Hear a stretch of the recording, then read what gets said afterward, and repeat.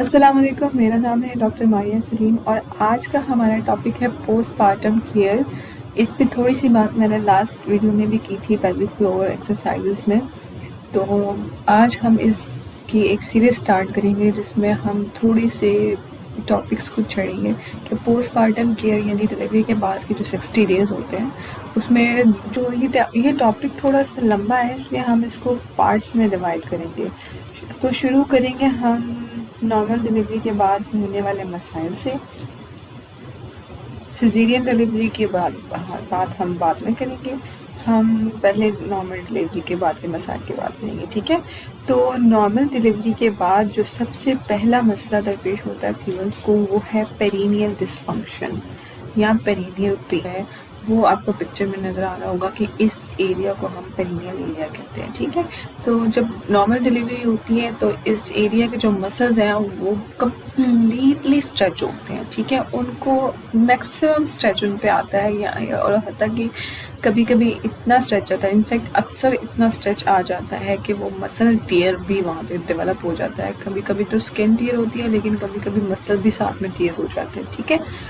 तो इस हद तक जब इनको स्ट्रेच आता है तो उसके बाद इन्होंने रिकवर भी तो करना होता है ना। तो इस रिकवरी की फेज़ में कौन कौन सी चीज़ें हैं जो आप घर पे कर सकते हैं। और ऐसा भी होता है कि जब बेबी डिलीवर होने में मुश्किल आ रही हो और ओपनिंग कम हो तो फिर डॉक्टर खुद भी वहाँ पे कट लगाता है। और अब ये जो डॉक्टर कट लगाता है उसको हम मेडिकल टर्म्स में एपिजियोटमी बोलते हैं, ओके। नॉर्मल जो लेमैन लैंग्वेज है उसमें लोग इसको छोटा ऑपरेशन भी कहते हैं। देन जिसमें फिर कट लगाने के बाद अब कट्स जो हैं वो डॉक्टर लगाए या फिर डिलीवरी के दौरान खुद डेवलप हो जाए तो दोनों सूतों में वहाँ पे सूचर लगा के उनको क्लोज कर दिया जाता है, ठीक है।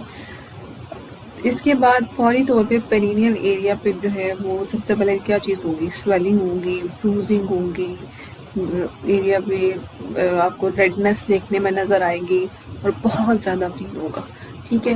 और वहाँ पे और बैठना उठना लेटना हर चीज़ उस वक्त जो है ना पहले खास तौर पर पहले 2 वीक्स में मुश्किल होती है, ठीक है। इसके अलावा लेबर के दौरान क्योंकि ब्लड वेसल्स जो है उनके डैमेज का चांस होता है तो वहाँ पे हीमाटोमा भी डेवलप हो सकता है पेरिनियल एरिया में, ठीक है। और हेमोरॉइड्स भी डेवलप हो सकते हैं।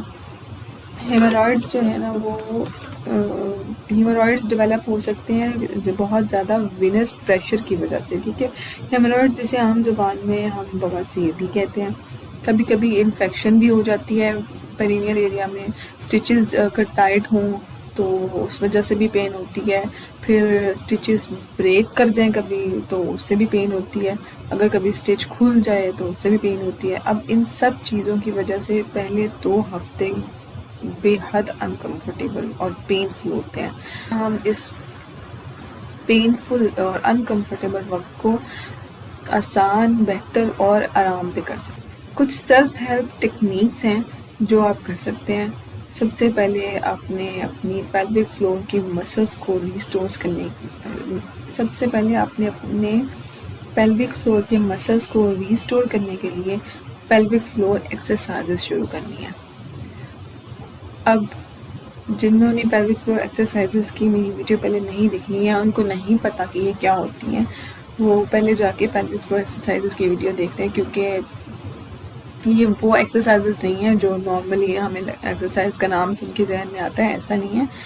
ये वो एक्सरसाइजेज है जो डिलीवरी के पहले दिन ही, डिलीवरी के बाद आप पहले दिन से कर सकते हैं, पहले दिन से दूसरे दिन से आप कर सकते हैं, ठीक है। तो पेल्विक फ्लोर एक्सरसाइजेस की वीडियो देख लें आप जाके चैनल पे, आपको सारा समझ आ जाएगा उसमें, ठीक है। अब वो एक्सरसाइज जो है आपने थोड़ी थोड़ी एक्सरसाइज से ना अपना शुरू करना है, ओके। उसको हर रोज़ थोड़ा थोड़ा बढ़ाते जाना है।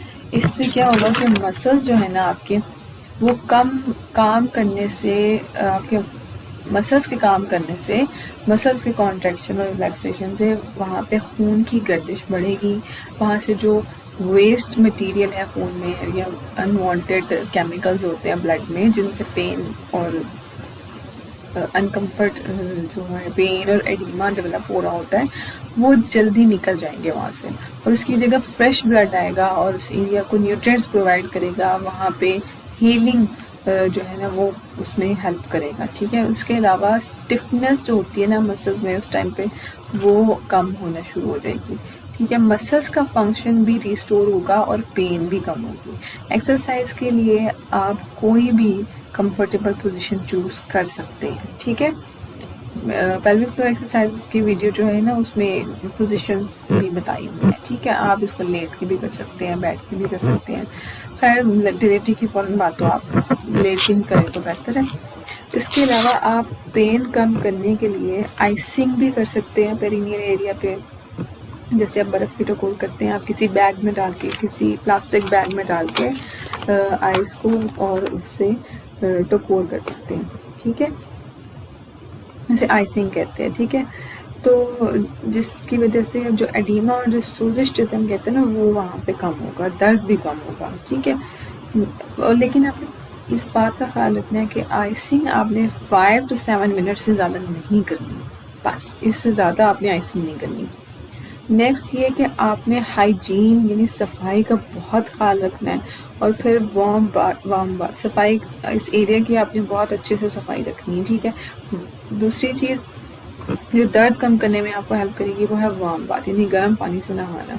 आप गर्म पानी से नहाएं, और जब आप नहाने के लिए जाते हैं या वॉशरूम जाते हैं तो आप गर्म पानी लेके किसी मग में तो उस गर्म पानी को पेरिनियल एरिया पे गिराएं 5 से 10 मिनट, ताकि वहाँ पे गर्म पानी जैसे गर्म टकोर होती है ना तो इस तरह से हो जाए। ठीक है, इससे ये होगा कि इससे भी खून की गर्दिश बढ़ेगी। और पेरिनियल डिस्फंक्शन के दौरान ये भी होता है कि यूरिन जो है ना वो यूरिन करते हुए आपको इस एरिया में स्किन पे जलन होती है। ठीक है, तो जब आप गर्म पानी गिराएंगे ना साथ में तो यूरिन करते हुए आपको जलन नहीं होगी। ठीक है, तो ये कुछ टिप्स एंड टेक्निक्स हैं जिनसे आप स्पेसिफिकली पेरिनियल एरिया की पेन को मैनेज कर सकते हैं।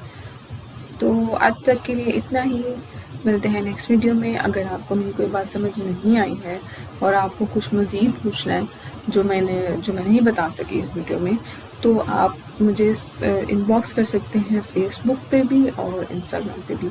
तो फेसबुक का लिंक जो है ना वो मेरे चैनल पे साथ में अटैच होगा या वीडियो के नीचे कमेंट बॉक्स में मैं दे दूँगी। ठीक है, तो उसमें आप पूछ सकते हैं। मिलते हैं फिर नेक्स्ट वीडियो में, तब तक के लिए अल्लाह हाफ़िज़।